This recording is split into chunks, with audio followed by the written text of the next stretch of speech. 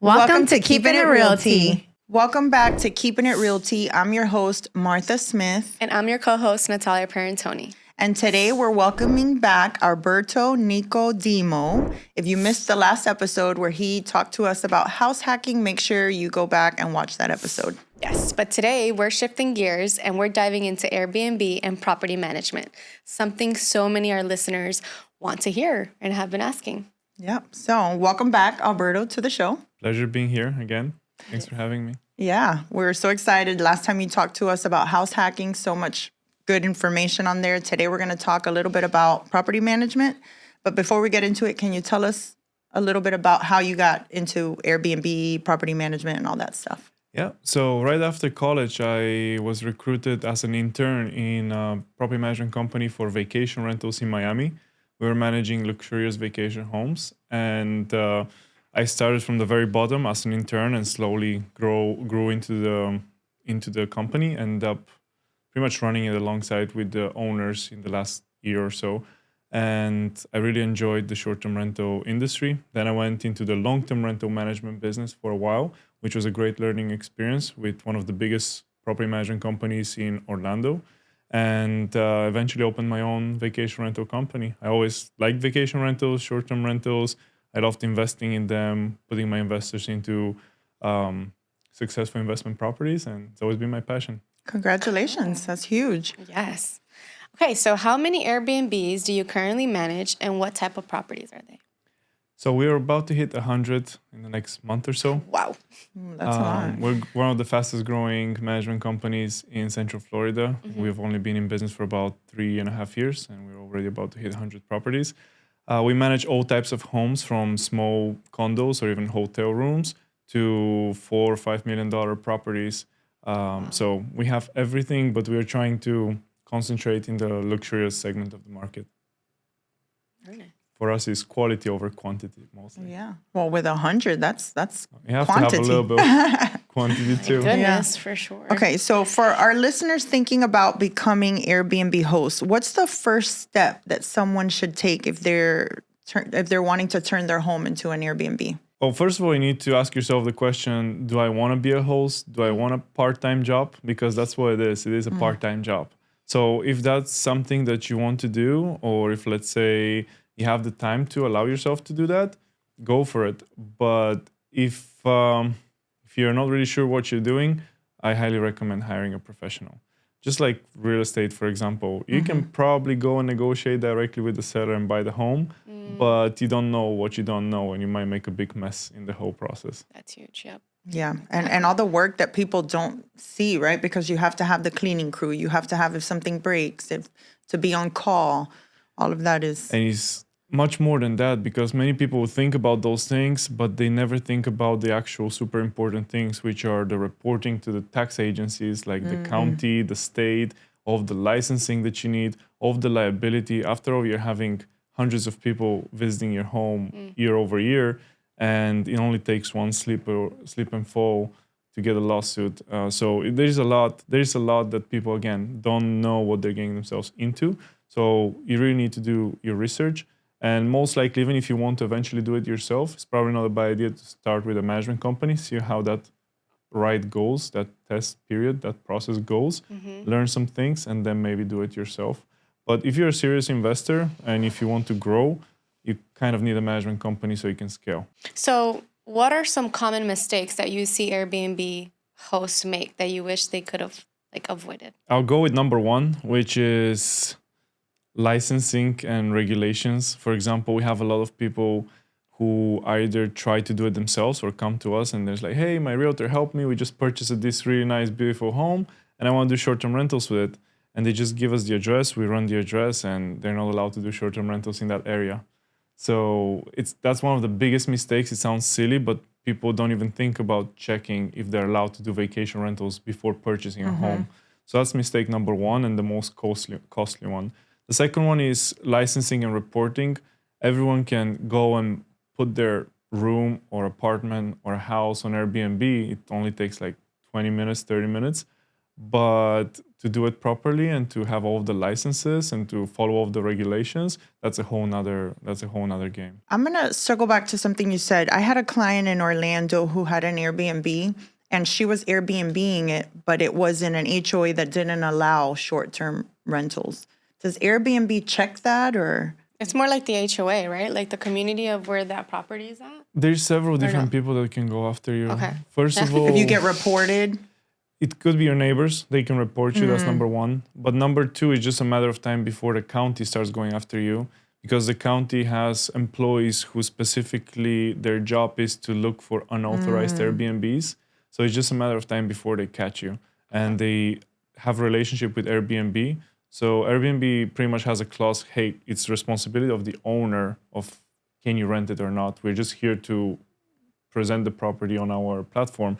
So the county, they can go after you and they can pretty much fine you. And Orlando, the fines are not so big, but they'll force you to take the listing down. Miami, in some areas, first offense is $10,000, second offense is $20,000. Think twice. So think twice about it.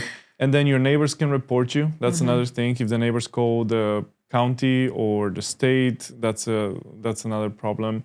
HOA can definitely go after you. So if they see that there's new traffic and people coming in and they only allow, let's say, 6-month rentals or 12 months rentals or 30 days minimum, they're people in the community, so they'll notice and they'll report you. So I don't recommend doing that. That's not the proper way to do it. If this is your intent, you should buy yourself a property which allows that, just so you can sleep easier at night and know that everything is done the proper way.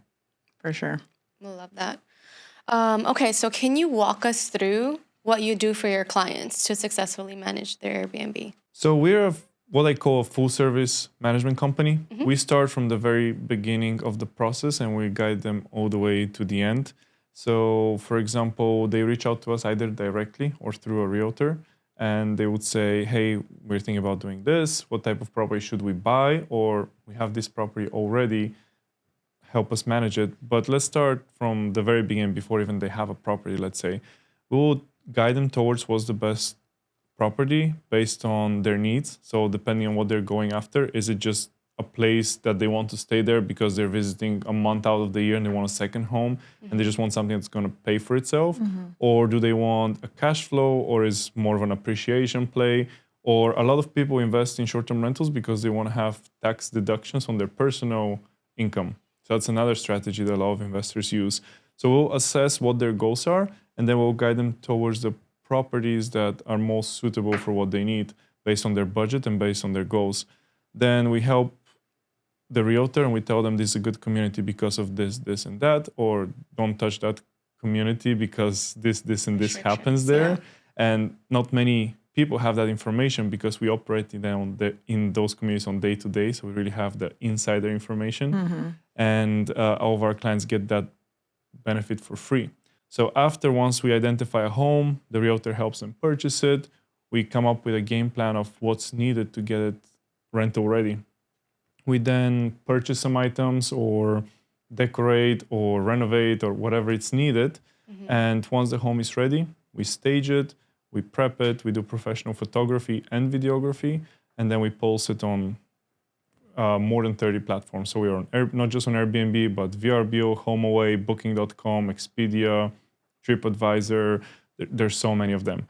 And once that's done, we manage the communication 24/7 with the guests and with the owners if they need something from us.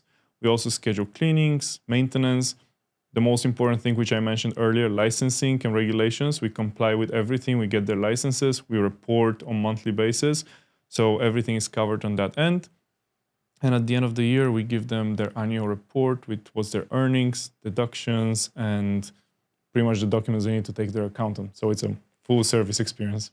I was going to say, that's like a one-stop shop from renovations all the way through just keeping it booked. Sorry to interrupt. Sorry. Go ahead. No. Different packages. Like, say I don't need the staging. Maybe I got the home with furnished or like everything, or. Well, the best part is that we don't get paid until we start booking the home. So everything that we do in the beginning is pretty much just free. We're helping you with everything. Obviously, we're not going to pay for new flooring at your Like house. consulting, got I was it. gonna say you're Okay, gonna okay. renovate the house for free. Okay, sign me up. No, I mean, we wish we could afford to do that, but no, we'll consult you and schedule everything and make sure we give you the right vendors, because we work with a lot of vendors. So we'll give you the people that you can trust and to work with. But we don't make a single penny up until the first guest checks in. So everything until then is free. Do you work only in Orlando, or do you also like work in Tampa? We pretty much cover most of Florida right now, anywhere where it makes sense and where we can afford to provide a great service. And we also just started expanding in Texas and Georgia. We have a few properties there as well. So So we're you have a slowly, big team. yeah, we're slowly growing. Our main market is Central Florida, around the Orlando theme parks. But we also have a lot of properties in Miami. We have some here in the Fort Myers, Naples Beach area, and then on the other side, Daytona. So yeah, we're pretty much all over Florida. Okay. I can think of a couple clients that I would like to have a consultation with, so For that you sure. can kind of help guide them. Do you use any apps or systems that help you streamline like the processing, like the cleaning, guest check-ins, maintenance? Yeah, that's really what separates a bad property manager from a great one, or even a host who is self-managing versus a professionally run management company. So we're very big on technology, and technology is what separates you and allows you to maximize the income for your clients. So it's very, very important to stay on top of everything, to implement new technologies. For example, AI, we were one of the first ones to implement it about 2 years ago for guest communication.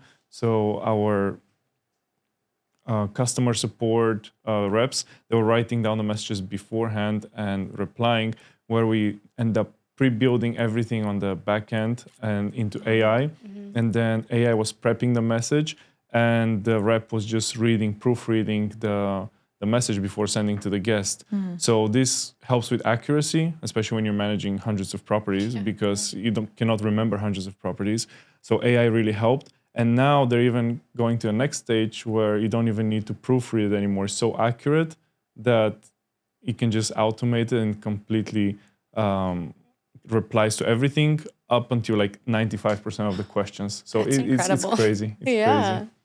Love technology. And it's not just that. We also do dynamic pricing, scheduling for our cleanings. We use softwares for everything. That's the biggest cost of a property manager that many people don't realize, especially people are thinking about self-managing. They don't understand how much work and preparation and work on the back end happens for you to be able to host a family in one of your properties.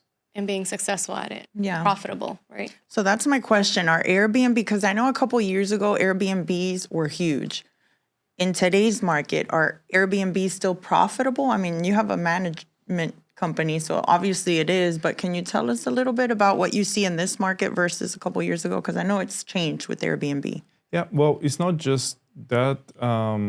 I'm also bullish on the market because I personally put my money where my mouth is, and I keep investing in vacation rental homes. So I'm bullish on the market. It's definitely different than what it was back in 2018 or now, or in 2023 or now in 2025. But you just need to adjust to the market. The most important thing is how you purchase the properties. I'm a big numbers guy, like I mentioned in the previous episode. You make the money when you purchase. So as long as you purchase right, you purchase the right property with the right location for the right price, and you know beforehand how much money that property will be earning, or at least a very close range to what it would be earning, that's your best bet. Many people get very emotional and just want something that looks great and smells nice and it's perfect and it's brand new construction, and then they buy it and end up covering only 20-30% of their costs. So then they say Airbnbs are not great. Well, not really. There's investors that were buying with me in 2018, in 2020, in 2022, 2024, 2025, and they're still doing great. So it's just a matter of finding those deals, which now in this market are harder to find. But right now, if you have cash, is a perfect market to buy because sellers are much more flexible. A lot of people purchase in 2023, top of the market with the highest interest rate. And especially most cities here in Florida, there's increasing demand, not just in short-term rentals, but in industry in general. And your rental rates on the long-term side and on the short-term side are decreasing. So if they bought very aggressively and their mortgage, let's say, is $5,000 a month, and their income used to be $5,000, but now it dropped down to $3,500. They're $1,500 out of pocket every month, so they're much more flexible on the selling side. So if you have cash, you can get Cash some is great king. deals. Cash is king in this market. How do you deal with bad guests, damages, or emergencies? Like your challenges. Yeah. Lots of Pros and challenges. cons, for Airbnb. So Yeah. So the first thing is to try to avoid them before they happen. Okay. So we're very big on screening. We only allow certain guests to stay at the property who already have a record in the property, in the platforms. Let's say if they're on Airbnb, they must have at least 3-4 stays, and they have to have certain star ratings from the previous host to qualify to rent one of the high-end properties that we manage. That's number one. The second part is, even if they don't have history, we know how to screen them and pre-qualify them and ask certain questions to make sure they're not coming to throw a party in one of our big houses or anything like that. So we're trying to avoid everything beforehand. Now, there's always few that kind of skip through the filters. Exactly. But then every single booking that we have, every reservation has insurance, and it covers, depending on the quality of the property and the value of the property, it covers different ranges. So example, up to $5,000, up to $20,000. And then liability, it's much more than that. So let's say if they come in here let's pretend this is a property and they smash this table and they break the screen, we have insurance and we have before and after videos with timestamp of, hey, here's how we gave you the property. Here's how it looks now. This table is broken. This screen is ripped. And it's going to cost us $400 for this, $800 for that. So we're going to charge you $1,200. If you don't want to pay, which most of the time they don't want to pay, we have the insurance which covers that and saves our owners the money. And a lot of the times, if they break, let's say, this table, we'll end up getting them the same or better table. So we kind of give them upgrades as guests break things. Wow. So it's easier. But it's nice to have good to somebody have that's that. handling that too, Yeah. to bring his point. If I was handling my own Airbnb, which I tried, and I was like, heck no. So imagine if that happens at 10 a.m., your cleaner goes there and she notices this is broken and the screen is ripped, and you have a 4 p.m. check-in. If you're at work, because this is your side hustle, it's very hard to accommodate and replace the table and fix this by the time the 4 p.m. guest arrives while the cleaners are cleaning the home. So it's very challenging. You need to have infrastructure behind it to be able to handle those kind of situations. Yeah. So we asked our listeners for some questions, and this is what they asked. Is Airbnb oversaturated right now, or is there still room to make money? I think you pretty much answered that, but let's hear what you got. Since I've started doing this as a professional career, that was the question always. And it's the same in real estate. Is the market too high right now? Should I just wait?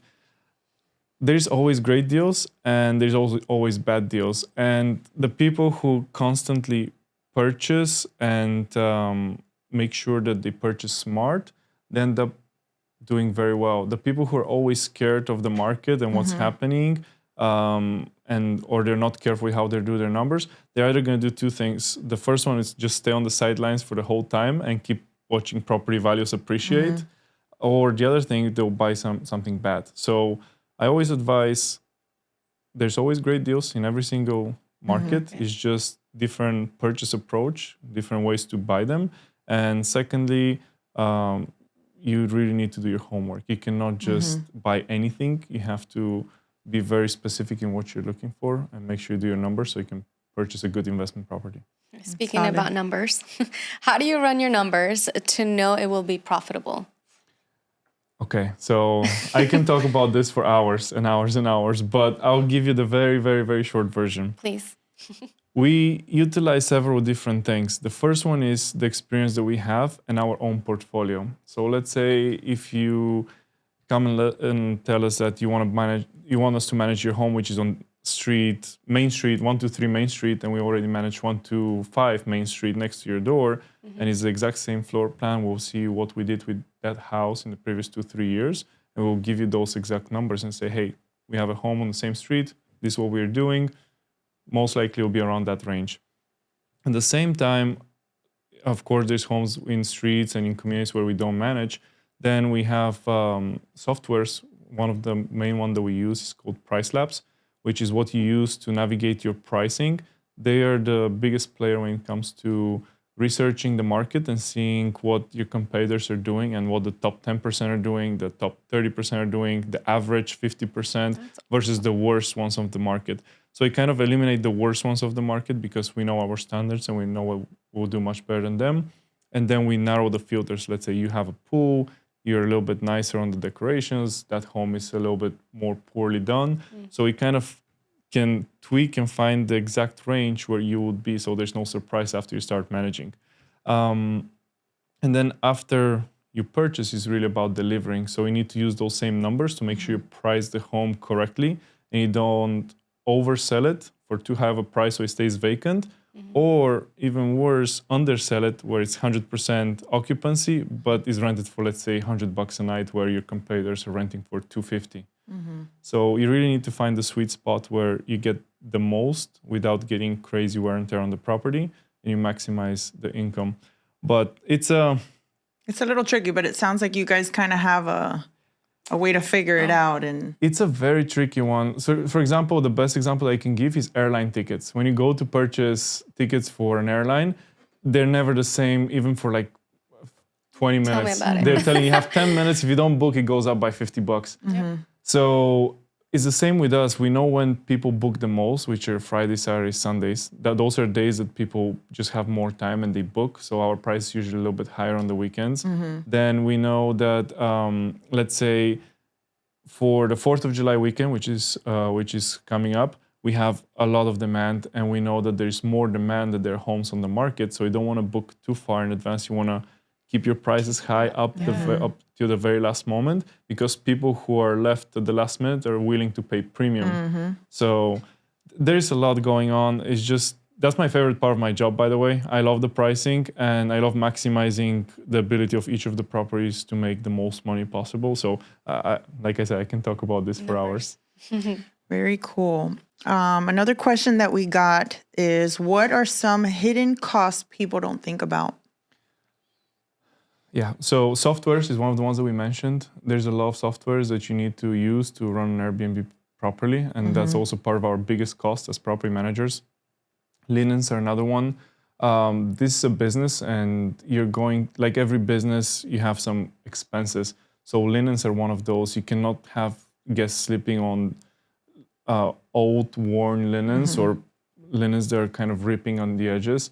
You have to have fresh, clean, nice linens because that's really one of the most important things, at least for me, when it comes to my experience in renting a house or a hotel, how clean and nice the sheets are. So you need to constantly replace those. Sometimes people will stain them, and like I said, our insurance will kick in and replace those. But other times they get washed like 4 or 5 times a week. Well, not 4 or 5 times, like 3, 4 times a week, let's say. So they're getting worn out. In your house, on average, you wash your sheets, let's say, a couple of times a week. Where in Airbnbs, they're washed 3, 4 times a week and nonstop every time. So they wear out pretty fast. Those are pretty much the main ones. Taxes, a lot of people, let's say when they do their numbers, they're saying, okay, I'm going to rent my home to use easy numbers, $100 a night. But they don't realize that, let's say, depending on the county, you're probably going to pay around 13% in tax, 6% in sales tax, and then another 7.5% for the county. Some counties 6%, but it's between 6 to 7.5%. So total 30.5%. So actually, even if you're renting at 100, you're going to have a $30.5 deduction. So it's actually $86.5. So. And this is why he's a numbers guy. Correct. Yes, exactly. See, another question. How can you start an Airbnb with a property you don't own, like rental arbitrage? Do people still do that? That sounds like another animal. You could. I did that and I learned my lesson. For a certain period of time, it was very, very successful for me. I was doing it in Miami. So I was renting these units in a high-rise in Miami. I was paying $1,500 for the rent, just to, again, throw some numbers in there. And then I would make about $5,000 a month running them as Airbnbs. So each property would bring about $3,000, after expenses, about $2,500, $3,000 a month in profit. But COVID happened, and that building decided that Airbnb units are spreading COVID. And they decided to shut it down completely. So I was stuck there with, I think it was 3 units. And I had to quickly come up with a backup plan, which luckily I already had before even starting this. So I knew if I have to convert them into a long term, I'll still be able to cover my expenses. So I quickly converted them into a long term, and I was able to get like 1,700 and still have a tiny profit, but I'm not out of pocket. Out of pocket, Up yeah. until I got out of my lease.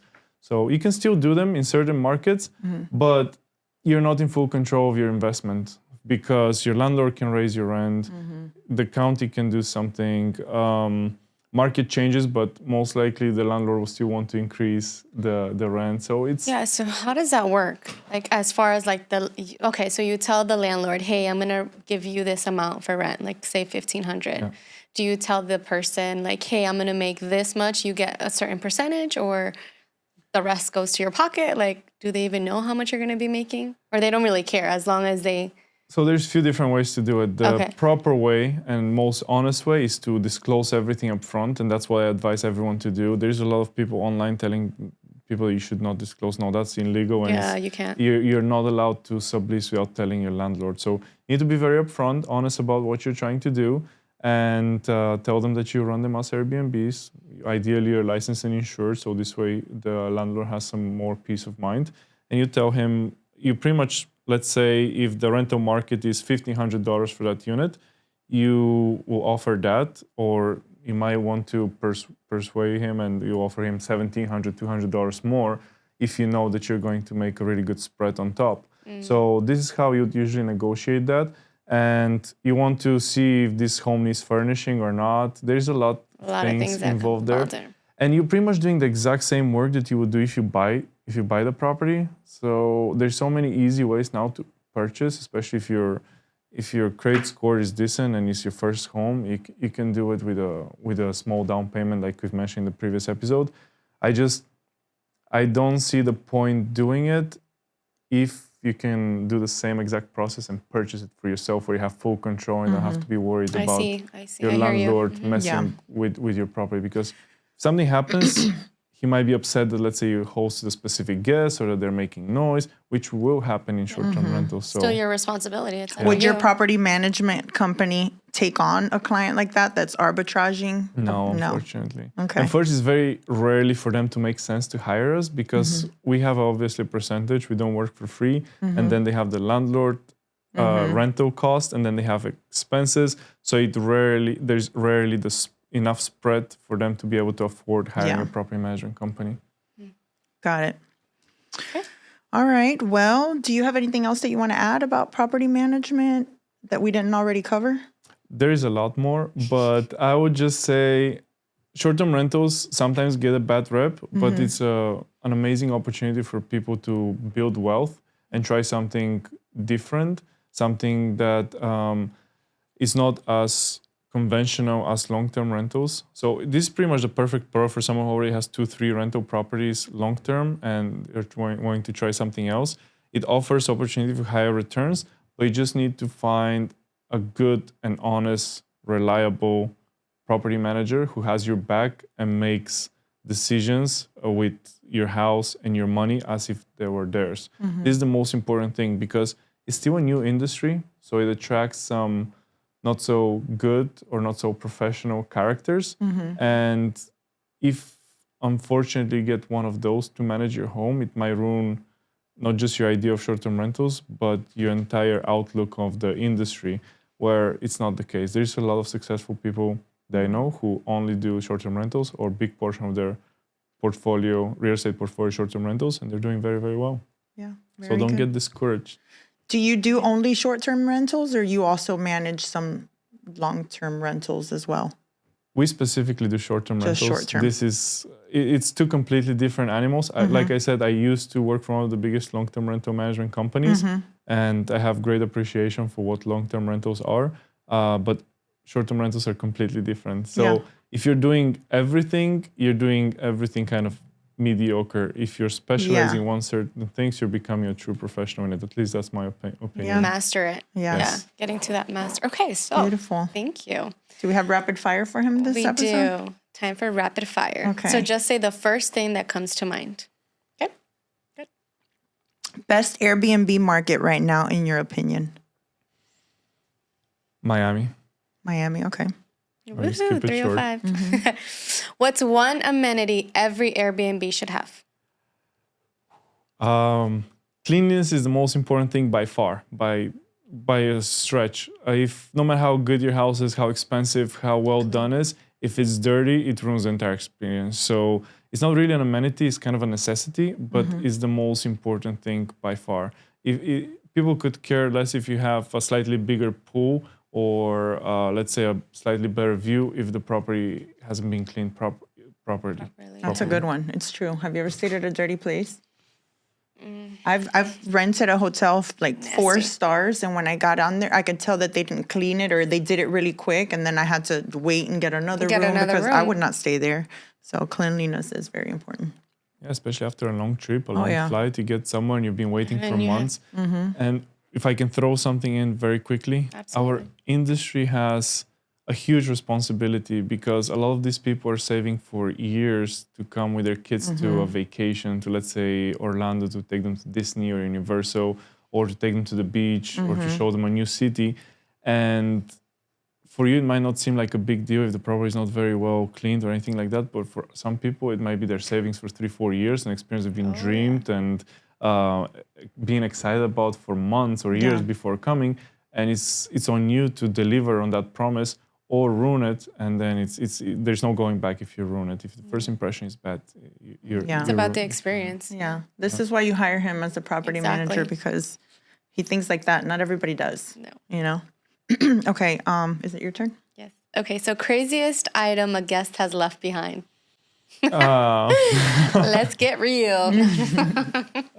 There's some that I probably could not mention here. You probably man. all know what they are. Okay. But What is it? I'll tell you later. Okay, yeah, fine.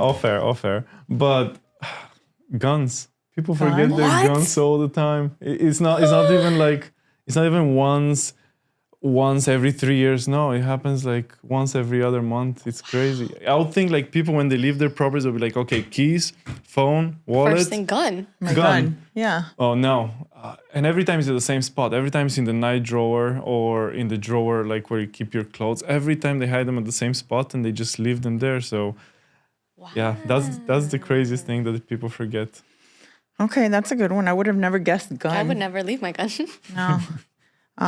We're in Florida after all. Yeah. Yeah. One upgrade that increases your bookings the most. Okay. The one thing you could really invest in and has higher return on investment than anything else is very, very good professional pictures. There's a lot of photos online, a lot of Airbnbs you've seen that people take with their phones and their crooked Their personal angles, and phones, it's yep. dark. You can see reflection of someone in the mirror. Pretty much like real estate agents Yeah, when exactly. they list their properties. So same in our industry, you get a lot of these people that self-manage and they do that. Good pictures that show your property in the best light and is staged and looks the best possible way makes a huge difference. Now, if I have to say a specific amenity that you could add, TVs are a pretty big deal. People love TVs, especially here in America. You need to have pretty much a very big TV in the living room and then ideally a small TV in each of the bedrooms, and they have to be smart TVs. That's one of the complaints that we get in terms of amenities. If the house is perfectly clean and everything else but doesn't have TVs in the bedrooms, people sometimes are complaining. Okay. So outdoor hot tub or indoor game room, which adds more value?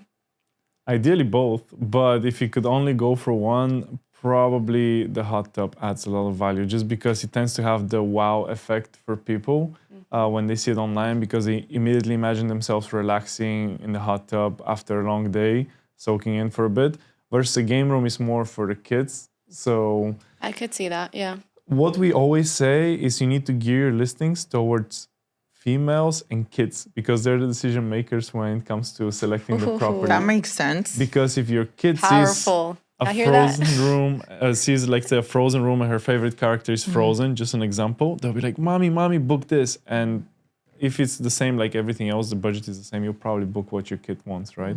True. So that's what you need to do, gear towards females and kids. What is the craziest party someone threw at one of your short-term rentals? Oh, no. Yes. Tell us. That's a tough one. And of course, can you guess where it happened? Miami. Of course, it's Miami. Of course, it's Miami. So, okay.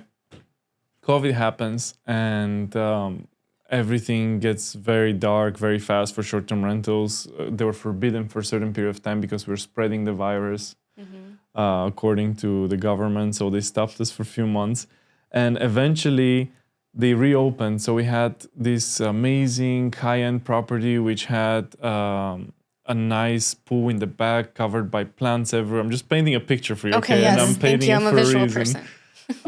Beautiful, brand new construction. It was like a year old when we started. When that happens, it has a rooftop, so it's a 2-story home, and the 3rd story on the roof has a hot tub and a sunset bar, pretty much, chairs where you can lay down. Beautiful home.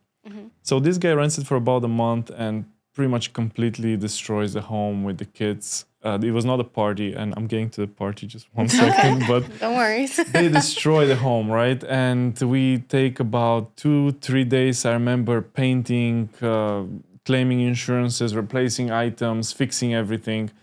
One of the worst things that happened pretty much in my career so far. And we're just about done. I was working on that for three days nonstop, like 10, 12 hours in the property, between contractors, between myself fixing things, buying stuff, bringing them to home. And we are expecting guests 3 days later. So we're finally done. They're checking at 4 p.m. It's 3:55, and I'm at the rooftop cleaning up, making sure everything is good, staging the home for the arrival, and checking on the hot tub for one last time because we just refilled and put the new chemicals, make sure everything is diluted. And as I get down, exhausted after 4 days of nonstop work, I get down and I see a huge car parking and was a good way of saying it, very lightly dressed girls coming out of the car. Lightly dressed. Okay. Miami vibes. Saying, hey, we're the bartenders for the party tonight. Where should we set up? I'm like, no. No. There's no party here. I just spent 4 days. At the same time, goodness. another huge vehicle with huge speakers come in. Like, those speakers are bigger than me. I'm 6'1", and that thing was bigger than me. And offloading them, like, where should we put the speakers? And they're just like barging in, thinking that I'm part of the guys who crew. hired Like, them. yeah. And I'm like, no, guys, you don't understand. And I was so exhausted at that point. I'm like, you don't understand. You're not having a party tonight. You have to cancel whatever you guys are doing. So some guy thought that he would just hire any house and throw a huge party. And he was charging, I think, we found on Eventbrite, they were charging like 75. Oh, it was charging the event too. Oh, wow. $75 a person, unlimited drinks. So imagine how that would have turned out for us. So, but you stopped So it you Of stopped before it course, happened. yeah, we Okay. stopped it. Wow, so that's good. I'm sure But- that guy was pissed. He was making good money off of mean, that. You can't even do that, right? No, you can't. That's illegal. No. But imagine all the guys that pay him $75 for That's the what I'm party. saying. I'm coming after you. Okay, so house hacks, rent an Airbnb, start charging everybody, and then right before the Airbnb, tell them, oh, cancel. All right, last one. Lionel Messi or Cristiano Ronaldo?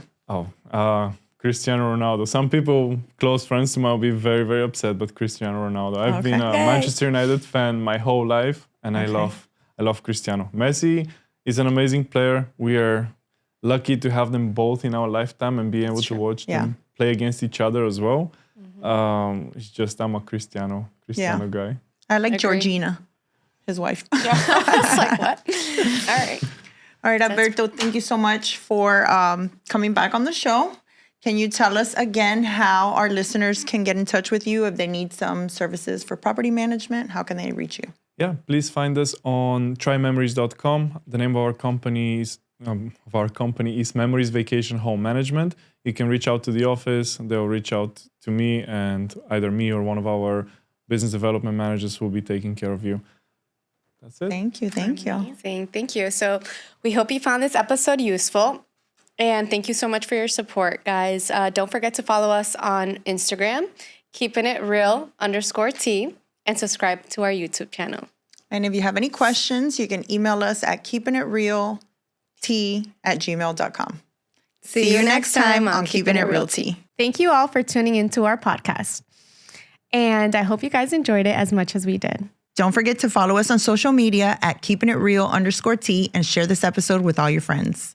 If you guys have any questions and topics that you guys would like for us for future episodes, let us know. Shoot us a message. We would love to hear from you guys. See you next time on Keeping It Realty.